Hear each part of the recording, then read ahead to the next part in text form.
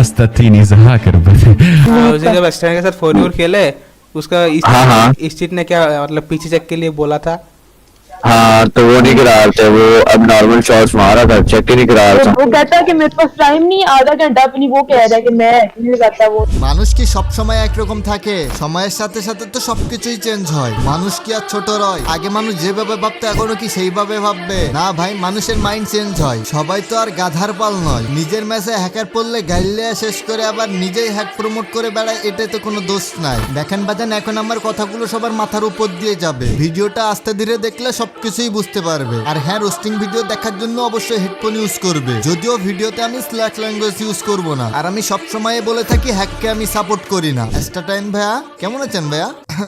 দিনকাল ভালো যাচ্ছে না? আচ্ছা, যে প্রসঙ্গে আসতেছিলাম, অ্যাবনর্মাল গেম প্লে দিয়ে বাংলাদেশের মুখ উজ্জ্বল করতেছেন নাকি ডুবাচ্ছেন? কষ্ট করে একটু ভেবে দেখেন। আলটিমেটলি ক্ষতি শুধু নিজের হচ্ছে না, ক্ষতি হইলে পুরো দেশেরই হচ্ছে। বদনাম হলে আগে বাংলাদেশের নাম আসতেছে, কারণ ওই যে কেউ বদনাম করলেই বলতেছে বাংলাদেশের প্লেয়ার অ্যাবনর্মাল গেম প্লে করতেছে, বাংলাদেশের এস্টাটাইন। এখন বিষয়টা হলো এস্টাটাইন আসার আগেও সেই বাংলাদেশটাই আসতেছে। সো যেই দেশে থাকতেছেন অ্যাটলিস্ট সেই দেশের মানটা রক্ষা করেন, তারপরে বাদ বাকি কাজগুলো করেন। আর হ্যাঁ, মনে রাখেন আপনি যে গিল্ডে আছেন বর্তমানে সেটা চোরের গিল্ড নামে পরিচিত। চুরি করে হ্যাক ইউজ করে গেম প্লে করে, আবার সেটা নিয়ে টুর্নামেন্টও খেলে, তাও বাজান বাংলাদেশি প্লেয়ার হিসাবে। এস্টাটাইন ভাইয়া, বিষয়টা কি বুঝছেন? কাব্য আপনার পিসি চেক দিছে বলে আপনি ফেয়ার প্লেয়ার না। কাব্য যে কি লেভেলের চুতিয়া আমরা কেউ কম জানি না। বিষয়টা এখানে এরকম দাঁড়ালো, একটা ক্রিমিনাল যাচাই বাছাই করে সার্টিফিকেট দিতেছে যে তুই ভালো। দেখেন বাজানের আগেও আমি অনেকবার ভিডিওতে বলছি ইটস কাব্যকে নিয়ে ছোটখাটো কিছু কথা বলছি। সেখানে অনেকে বলছে ভাই ইটস কাব্যের পিছনে লাইগো না, কাব্য আগে যা করতো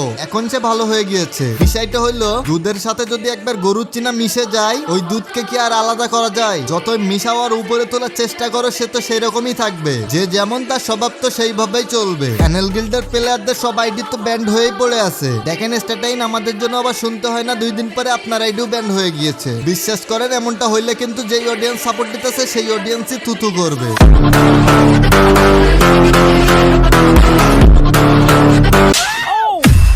So hey guys, this is Angry Ribbon. Welcome back আরো একটা নতুন ভিডিওতে। ওয়েলকাম। আশা করি এই পর্যন্ত ভিডিও দেখে বুঝতে পারছো আজকের ভিডিওর টপিকসটা কি নিয়ে হতে যাচ্ছে। ইয়েস গাইস, আজকের ভিডিওর টপিকস 3টা হতে যাচ্ছে। এক হলো ইটস কাব্য, 2 হলো এস্টাটাইন এন্ড 3 হলো অ্যানেল গিল্ড। 3টা টপিকস নিয়েই শর্টকাটে কিছু কথা বলবো। অলরেডি আমার ভাই ব্রাদাররা এই নিয়ে অনেক কথা বলছে, তারা অনেক কিছুই এক্সপ্লেইন করে ফেলছে। আমি একটু পার্সোনাল কাজের জন্য সময় দিতে পারি নাই, তার জন্য আমার ভিডিওটা আনতে লেট হয়ে গিয়েছিল। আর তার জন্য আমি ডিটেলসে না বুঝাই শর্টকাটেই বুঝাইতেছি, কারণ অলরেডি ডিটেলস তোমরা জানোই। আচ্ছা ঠিক আছে। আমার কোনো জায়গায় কোনো প্রুফ পায় নাই, বাট আমার নিজের এত অ্যাবনর্মাল গেম প্লে আছে যেটা ওরা দেখলে হ্যাকার কইতে বাধ্য। ওই যে কয়েকদিন আগে ইন্ডিয়ার একজন কইতাছে না এখানতে এখানে লাগছে, আমার তো এখানতে এখানে লাগে। দেখেন বেজান, আমি তেমন একটা গেম প্লে দেখি না। হ্যাঁ, সত্যি কথা বলতেছে, আমি তেমন একটা গেম প্লে দেখি না। আমি বেশিরভাগে গেম প্লে দেখতাম এইখান থেকে 3-4 বছর আগেকার। আর বেশিরভাগে আমি সেই সময় দেখতাম অঙ্কুশে পেপের গেম প্লে। আর সাব্বির বস্তু আমার পার্সোনাল ফেভারিট ছিল। আর বাংলাদেশের মধ্যে দেখলে দেখতাম নাইম আলমের, দেখতাম এক সময় মিস্টার ত্রিপুলারের। কিন্তু সময়ের সাথে সাথে বুঝতে পারছিলাম ত্রিপুলারের ভিডিও দেখাও ঠিক না, তাই আস্তে আস্তে ইগনোর করে দিছিলাম। আর এভাবে চলতে চলতে বাংলাদেশের মোবাইল লেজেন্ড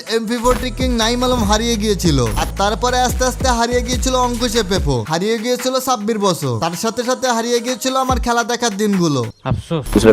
ये देखना, ये मुझे पड़ा, ये मुझे मारा और ये आप बताओ।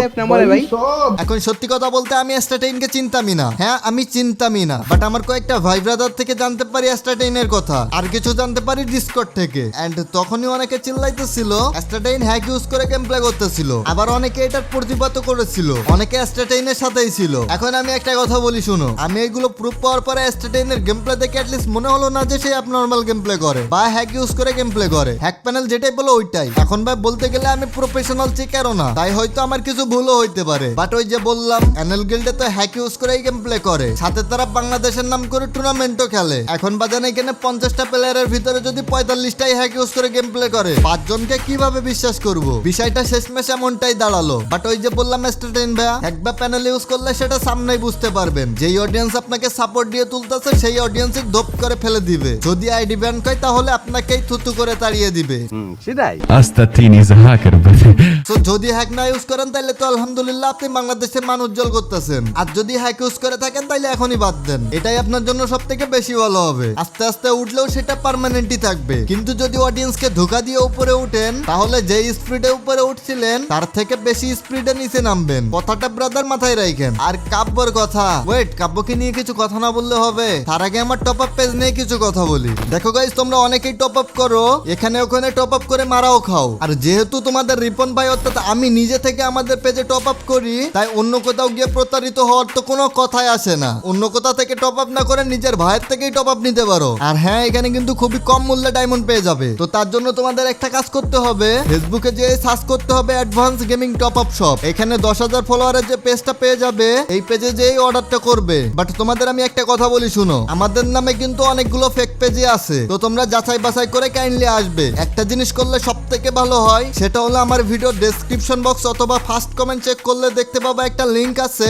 সেইখান থেকে ক্লিক করে আমাদের পেজে চলে আসতে পারবে। তাহলে তোমাদের অন্য কোনো পেজে যাওয়ার কোনো ভয় থাকবে না। আর হ্যাঁ, মনে রাখবে এখানে কিন্তু আমি নিজে থেকে টপ আপ দেই। তো আশা করি বুঝতে পারছো, খুবই কম মূল্যে এবং খুবই নিরাপদ ভাবে ডায়মন্ড টপ আপ করতে পারবে। আমি ফোর্স করছি না, বাট যারা যারা আমার ভাই ব্রাদার আছো তারা অন্য কোথাও থেকে টপ আপ না করে আমার থেকে টপ আপ করো। চলো এখন কাব্যর বিষয় নিয়ে কিছু কথা বলি। দেখেন বাজান, সে এখন বর্তমানে হ্যাক ইউজ করে না, বাট সে যে হ্যাক সাপোর্ট করে না এমনটা না। বিষয়টা হলো সে অডিয়েন্সের সামনে ভালো সাজে আর পিছনে লুকোচুরি করে হ্যাককে সাপোর্ট করে, আবার তার টিমমেট দিয়ে হ্যাকও ইউজ করায়। যত যাই বলেন না কেন, আমি এটা বলতে বাধ্য, হ্যাকের উৎপত্তি ইটস কাব্য থেকেই হয়ে থাকে। আর যত হ্যাকারকে সাপোর্ট করা সেটা কাব্য থেকে হয়ে থাকে। শীত সাহেদের কথা মনে আছে তো? যদিও তারা কমিউনিটিতে নাই, বাট তাদেরকেও এই ইটস কাব্যই তুলেছিল। কাব্য হ্যাক না ইউজ করে তাদেরকে দিয়ে হ্যাক ইউজ করাতো, আর এখনো কিন্তু সেটাই করতেছে। তার টিমমেট দিয়ে হ্যাক ইউজ করে গেম প্লে করাচ্ছে। তার গিল্ডের ভিতরে তাকাইলেই দেখতে পাবে এখানে যতগুলো আইডি স্ক্রিনে দেখতে পাচ্ছ সবগুলোই ব্যান্ড হয়ে পড়ে আছে। আমি একটা একটা করে আর শো করাইতেছি না, তোমরা স্ক্রিনশট নিতে পারো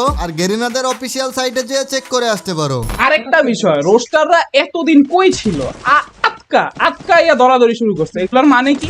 আচ্ছা, এতদিন কই ছিল এটার কথা একটু আসি। দেখেন, একটা জিনিস প্রপারলি অডিয়েন্সের সামনে তুলে ধরতে গেলে নিজের মন গড়া কথা বললেই হবে না, প্রুফ, টাইমিং সবকিছুই লাগবে। তার জন্যই তো একটু সময় চলে গিয়েছে। বাট একটা কথা আছে না, অন্যায় করলে আজকে না হোক কালকে একদিন না একদিন চিপাই অবশ্যই পড়বে। তো তখন কথা বলি নাই বলে এখন যে কথা বলবো না, বিষয়টা এমনটা না। ভুল করলে আজকে না হোক কালকে অবশ্যই সেটা নিয়ে কথা বলা হবে। একটা কথা আমি বারবারই বলি, আমরা ভুলকে সাপোর্ট না করি। অনেকে বলে হ্যাক ইউজ করে গেম প্লে করতেছে, তো কি হয়েছে ভাই? হ্যাককে সাপোর্ট করার জন্যই নাইম আলমের মতো প্লেয়ার হারিয়ে গিয়েছিল, সাব্বির বসের মতন প্লেয়াররা হারিয়ে গিয়েছিল, মানুষের মুখ থেকে আস্তে আস্তে উঠতে শুরু করলো। আর সেই হ্যাককে যদি সাপোর্ট করা শুরু করো, তাহলে যে কয়টা প্লেয়ার আছে তারাও আর ফেয়ার ভাবে খেলবে না, সবাই হ্যাক ইউজ করতে চাইবে এবং গেমটাকে ইনব্যালেন্স করে ফেলবে। তো আশা করি বুঝতে পারছো হ্যাককে সাপোর্ট কেন করি না। আর দ্বিতীয়ত, হ্যাক ইউজ করে বাইরের দেশে গেম প্লে করে বাংলাদেশের মান নষ্ট করতেছে। তো তোমরাই বলো সেটাকে কিভাবে সাপোর্ট করি। যাই হোক গাইস, আমার এই অল্প কিছু কথা ছিল, আশা করি তোমরা বুঝতে পারছো। যাকে প্রকৃত সাপোর্ট করার তাকেই কইরো। সো গাইস, দেখাবে আরো একটা ধামাকাদার নতুন ভিডিওতে। আজকের ভিডিওটা এই পর্যন্তই। আল্লাহ হাফেজ।